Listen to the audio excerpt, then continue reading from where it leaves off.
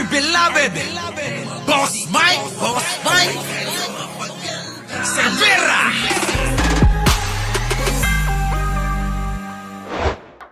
Si Princess Abante. Nahihirapan sila ngayon na batikusin mga kababayan Bakit? Mga kababayan, mas matalino pa rin kay Sara tuloy. Eto sila yan Pasok. Magandang araw po sa ating mga kababayan. Ang mandato ng Kongreso ay simple at malinaw. Maglingkod sa taong bayan, lalo na sa panahon ng pangangailangan.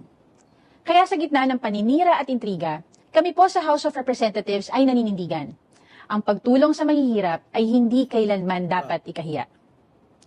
Tinawag si Speaker Ferdinand Martin Romualdez na tambalos-los dahil sa kanyang pagtulong sa mga nagugutom, may sakit at nawalan ng hanap buhay.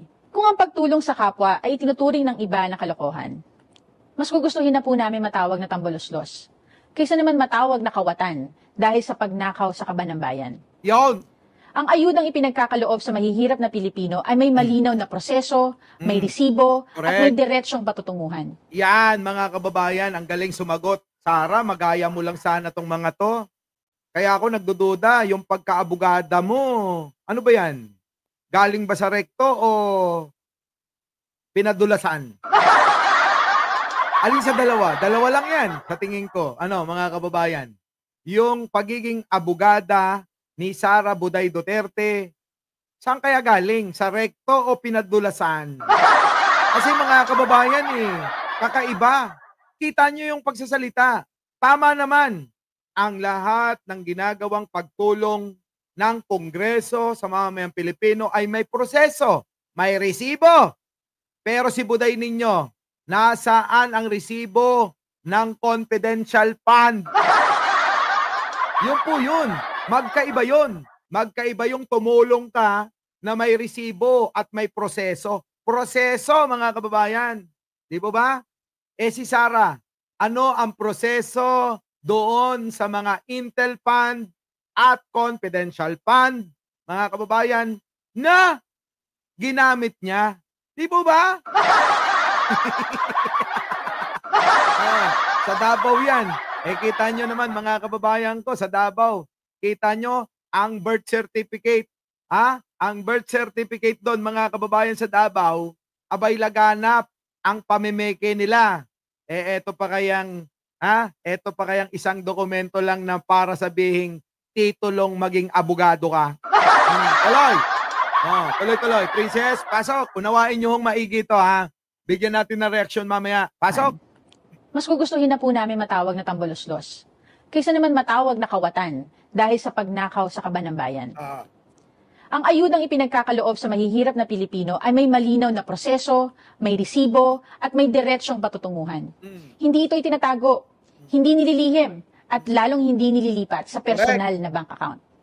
Ang ayuda, nakakarating sa tao, hindi sa bulsa ng iilan. Ang tanong na marami, bakit nagagawa ito ngayon pero hindi nagawa noon? Dahil may leader tayong inuuna ang kapakanan ng mahihirap kaysa sa kapritsyo ng politiko. Yon? Dahil may speaker tayong tapat, maingat sa pondo, at malinaw ang direksyon. Hindi nagpapakitang gilas, kundi nagpaparamdam ng tunay na serbisyo. Hindi ito tulad ng confidential at intelligence funds na ginastos sa loob lamang ng iilang araw. Walang paliwanag, walang breakdown. At hindi rin ito tulad ng mga hindi idineklarang bank accounts na may milyong pisong laman. Pera ng bayan, pero walang maipakitang pinanggalingan o patutunguhan. Nako! Habang ang iba ay abala sa pag-iikot sa abroad, sa media appearances, at tilang maagang kampanya, si Speaker Romualdez at ang Kamara ay patuloy na nagtatrabaho, naghahain ng batas, nagbabantay ng pondo, at nagdadala ng serbisyo sa mga nangangailangan. Malinaw po, wala sa kilos, pananalita, o gawain ni Speaker Romualdez ang pagtakbo sa 2028. Hindi siya nagpapakita sa media para magpasikat. Wala siyang press con para magpabango. Hindi rin siya gumagamit ng TikTok or vlogs para magpa-cute. Correct. Ang inuuna niya, serbisyo, hindi sariling interes. At higit sa lahat, si Speaker ay kilala sa paggawa ng mga desisyong mahirap at hindi palaging popular. Yo! Ganyan ba ang may plano sa 2028? Dahil kung iniisip mo ay eleksyon, hindi mo gugustuhin masaktan ng iba para lang magpatupad ng tama. At ito Tama. po ang tanong. Di ba kayo nagtataka kung bakit pilit nilang pinupunterya ang isang taong sinasabi nila hindi naman lumalabas sa survey bilang kandidato sa 2028? Correct. Baka naman ginagamit lang nila si speaker Correct. para mambastos, para magpatawa, Ah. o para magpakitang tao sa publiko. Correct. Kung may checklist ng pagiging presidentiable, Ah. mukhang may ilan pong gustong makaperpekto. Ah. Pero si speaker, wala sa checklist. Ah. Nasa trabaho. Yun. Mahalaga ang respeto sa kapwa lingkod bayan. Correct. Pero mas mahalaga ang pagrespeto sa katotohanan at sa pera ng taong bayan. Correct. Mabigat po ang mga personal na banat. Ah. Pero mas mabigat ang mga isyong kinakaharap natin ngayon. Mm. Katiwalian, Mm. kapabayaan, Mm. at maling paggamit ng pondo. Correct. Kaya sa mga patuloy na naninira, habang abala kayo sa pagpapatawa at pagpapalusot, kami po ay abala sa trabaho. Yun. Tahimik man kami, Mm. hindi kami bulag. No, At man. hindi kami pipikit sa harap ng katiwalian. Tama. Ang sagot po namin, trabaho, Ah. hindi drama. Yun. Maraming salamat po. Yun. Kita nyo mga kababayan ko. Oh, kapag itinabi nyo na naman si Buday dito, mga kababayan, kakain na naman ng alikabok yan kung karera lang ng utak ang pag-uusapan. Mga kababayan, matindi itong mga banat na ito, ha? Ha? Talagang sunog na sunog, durog na durog si Buday dito. Ano po? Totoo naman eh. Wala naman po sa survey itong si Martin. Di po ba? Para sabihin, mga kababayan, natatakbong presidente na kinatatakutan nila. Hindi naman ho tatakbo yung mama. Ito na lang mga kababayan para mas madali na ipaliwanag. Si Martin Romualdez, si Pangulong Bongbong ay tahimik na nagtatrabaho. Tahimik, hindi naninira, hindi nagpapatol, pero mga kababayan, merong resulta yung trabaho nila. Ito namang isang si Buday, putak ng putak, daig pa puwet ng manok ang bunganga, mga kababayan. Tignan nyo naman kung ano nagagawa niyan. Kaya nga lagi natin sinasabi, kung mayroon man sanang magandang nagawa si Buday, baka naman pakilatag. Di po ba mga kababayan ko? Yan ang katotohanan. Ang Pangulong Bongbong Marcos kasama si Speaker, tahimik, hindi pala patol. Nagtatrabaho, may resulta. Maraming nagagawa, binabahiran nila. Tumutulong sa kapwa Pilipino, binabahiran at tinudumihan, ginagawan ng mali siya.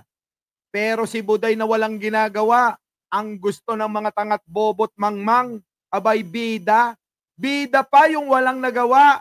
Dahil daw mga kababayan, salita ng salita. Yung ba ang tamang basihan? Dahil salita lang ng salita at paninira lang ng paninira, ang babaw nyo naman. Mga kababayan, pinapakita nyo lang ang kahinaan nyong mangunawa at ang inyong kababawan. Opo, mga kababayan. Simple, di ba? Kaya kung iisa-isayin pa natin to, itong sinasabi ni Attorney Princess Abante, mga kababayan, malayo talaga eh. Malayo yung tumulong gumawa ng proyekto na may proseso at may pinatunguhan itong mga ito. Di ba ba? Kumpara doon sa pondo na tinanggap ni Buday na wala tayong makita kung saan napunta ito. Kayo nang bahala dyan, mga kababayan. Sa mga DDS dyan, ulitin ko lang. Kahit na nahihiya kayo ngayon dahil nasusunog yung hinahangaan yung si Buday, pagkatapos ng live na to, pwede nyo naman kasing i-comment yan, baka meron. Merong mga proyektong hindi namin nalalaman. May proyektong hindi namin nakikita. Baka yung proyekto na yan, hangin lang. Kahit hangin na lang, oo, paki-comment na lang. Hey! So mga kababayan, sana'y nagustuhan nyo yung ating talakayan ngayong umaga at kita-kita po tayo mamaya. Opo, at muli, ako po ang inyong lingkod, Mike Cervera po, laging nagsasabing, mahalin natin ang ating kapwa, ipagdasal po natin lagi ang ating bansa. Maraming salamat po sa inyong lahat na sa inyong pagsama ngayong umaga. Ay, nako, buhay ng Pilipinas talaga. Yan. Oo, pagdating sa politika, ulitin lang natin, walang permanenteng kaaway, walang permanenteng kakampi. Maraming salamat po!